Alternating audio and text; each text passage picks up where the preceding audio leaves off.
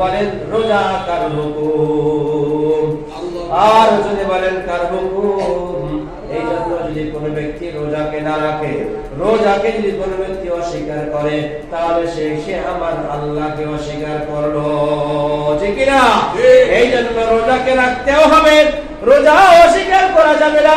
নামাজ পড়তে হবে, নামাজ যত রকমের কাজ বাজ থাকুক না কেন, যত রকমের সগল থাকুক না কেন, কোন রকমের সগলে মগ্ন হওয়া যাবে না, নামাজ কিন্তু পড়তেই হবে, ঠিক না? যেমনি ভাবে নামাজ আদায় করা ফরজ, বাইতুল্লাহ গিয়ে হজ আদায় করা ফরজ, সম্পদশালী হলে যাকাত দেওয়া ফরজ, তেমনি ভাবে আমার এবং আপনার উপরে এই মাহে রমজানুল মুবারক মাসে, পরিপূর্ণ মাসে রমজানের রোজা রাখাও কিন্তু তেমনি ফরজ।